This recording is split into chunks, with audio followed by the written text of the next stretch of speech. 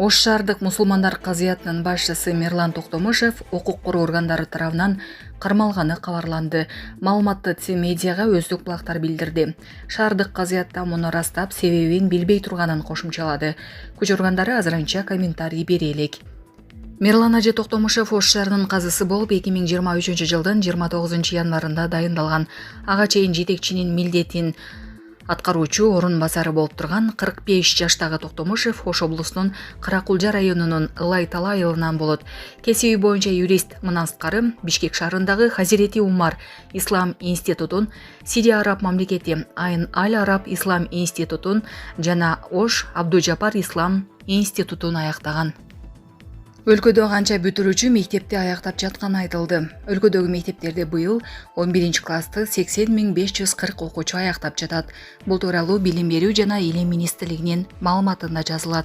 Билдирүүгө ылайык анын ичинен 2489 бүтүрүүчү артыкчылык аттестат алуусу күтүлүүдө. Ал эми 9-классты 134681 окуучу аяктоодо. Анын ичинен 5756 окуучу артыкчылык күбөлүгүнө талапкер болууда.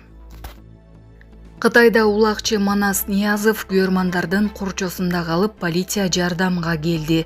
Кыргызстандык белгилүү улакчы Манас Ниязов Кытайда күйөрмандардын курчосунда калып, стадиондогу калыстар отуруучу жерге чейин полициянын жардамы менен барды.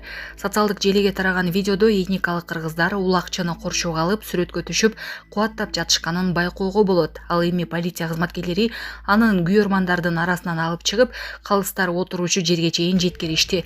Ошондой эле жергиликтүү жашоочулар аны Манас деп кыйкырып сүрөөнгө алышты. Айта кетсек, улакчы Көкбөрү Федерациясынын өкүлдөрү менен учурда Кытайда иш сапарында жүрөт. Анын алкагында Уйгур автономдуу районунда ат оюндары уюштурулду. Москва шаарында жашап жана эмгектенесизби? Медициналык кызматтар керек, бирок алар сизге кымбат жана сапатсыз сезилет. Умбем клиникалар тармагы сиздерге өз кызматтарын сунуштайт. Бүгүнкү күндүн талабына жооп берген заманбап жабдыктар менен кесипкөй дарыгерлер сиздерди күтөт.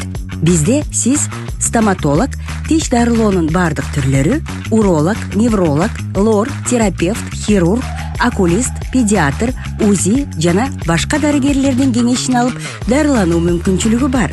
Умбем клиникалар тармагы бул жогорку сапаттагы медициналык жабдыктар менен камсыз болгон профессионал дарыгерлер. Сиздердин ыңгайлуулук үчүн Умбем клиникаларынын Москва шаары боюнча 3 медициналык борбору иштейт. Өзүңүзгө ыңгайлуу даректи тандап медициналык кызмат алсаңыз болот. Ушул ай ичи бизге келип төмөндөгү кызматтарга арзандатуу менен медициналык кызмат алыңыздар. Ден соолугуңузга кам көрүүнү эртеңкиге калтырбаңыз. Умбем клиник Москва. Москвадагы айрым аэропорттордо каттамдарга чектөө киргизилди. Москва шаарындагы Домодедово жана Жуковский аэропортторунда каттамдарга кайрадан убактылуу чектөөлөр киргизилди. Бул тууралуу Орусиянын ТАСС басылмасы жазды.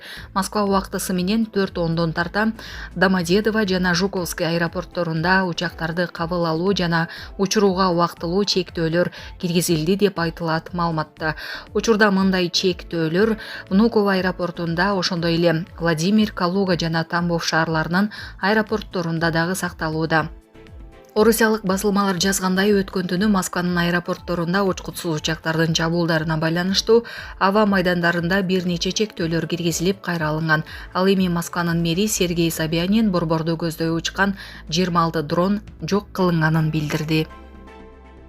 Вашингтондо Израиль элчилигинин 2 кызматкерин атып өлтүргөн чектөө кармалды. Бул тууралуу чет элдик басылмалар жазып чыгышты. Маалыматка ылайык, Израилдин тышкы иштер министрлиги ок аткан адамдын кармалганын ырастады. Элчиликтин маалымат катчысы Таль Наим билдиргендей, дипломаттарга өтө жакын аралыктан ок атылган. Анын айтымында Израиль тарап америкалык укук коргоо органдарына толук ишеним артып жатат. Алар бул ишти аягына чыгарып, бардык күнөөлүүлөрдү табышат жана Израилдин өкүлдөрүнүн, ошондой эле АКШдагы еврей жамааттарынын коопсуздугун камсыздайт деп ишенебиз, деди Наим. Көйлөрдүн айтымында кылмышкер Палестинага эркиндик деп кыйкырып, андан кийин качып кеткен. Аны издөөгө полиция жана ФБР тартылган. Кылмыш болгон күндүн эртеси шектүү киши кармалып, бирок анын ысымы азырынча ачыктала элек. Израиль өкмөтү бул окуяны антисемиттик террористик акт катары мүнөздөп, АКШнын жетекчилигинен катуу реакция талап кылууда.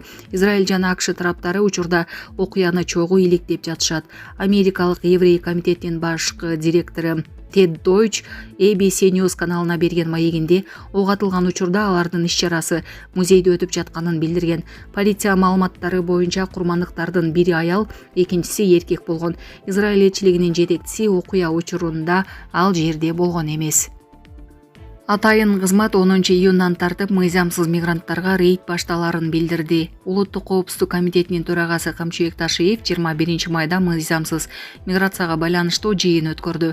Мекеменин басма сөз кызматы билдиргендей, анда өлкөдө 5000дей мигрант мыйзамсыз жүргөнү айтылып, ушул жылдын 10 июнунан тартып рейдтер башталары эскертилди. Көптөгөн чет өлкөлүктөр жана чакыруучу субъекттер өлкөгө кирүүнүн жагымдуу жана жөнөкөйлөтүлгөн тартибин кыянаттык менен колдонушат. Чет элдиктер өлкөгө потенциалдуу туристтердин жана студенттердин атын жамынып келип, иш жүзүндө мыйзамсыз иштешет.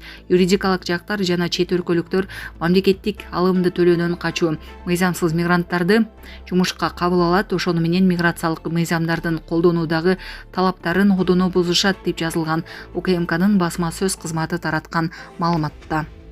Жыйында мыйзамсыз миграцияны тыюу максатында тиешелүү мекеме органдарга бир катар тапшырмалар берилди. Анда 20 күндүн ичинде 10 июнга чейин Кыргызстанда мыйзамсыз жүргөн мигранттарды чыгаруу, бул убакыт аралыгында тиешелүү маалыматтарды таратуу, 10 июндан тартып укук коргоо органдары мыйзамсыз мигранттарды аныктоо үчүн текшерүүлөрдү баштоо сыяктуу чаралар бар. Мунун алдында УКМК Бангладештин жараны мекендештерине Кыргызстандын жасалма визасын, уруксат берүүчү документтерди даярдап берип жүргөн деген чек менен кармалганын билдирген. Ага чейин Бишкек шаарында мыйзамсыз миграцияны уюштурган деген чек менен чет өлкөлүк 2 жаран кармалганын билдирген. Тергеп иликтөөнүн жүрүшүндө алар Борбордогу курулуш объекттеринин бирине 46 чет өлкөлүктү ишке мыйзамсыз орноштурганы аныкталганын жарыялаган.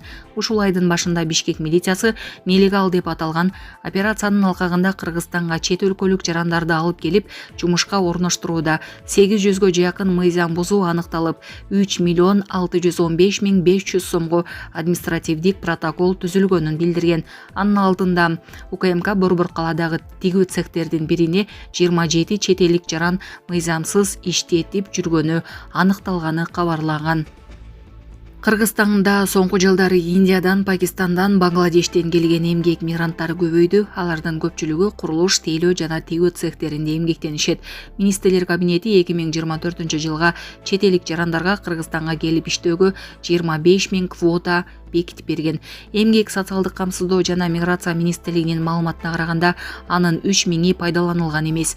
Мындан сырткары Кыргызстандын жогорку окуу жайларында 70 000ден ашык чет элдик студент билим алат. Булак Азаттык.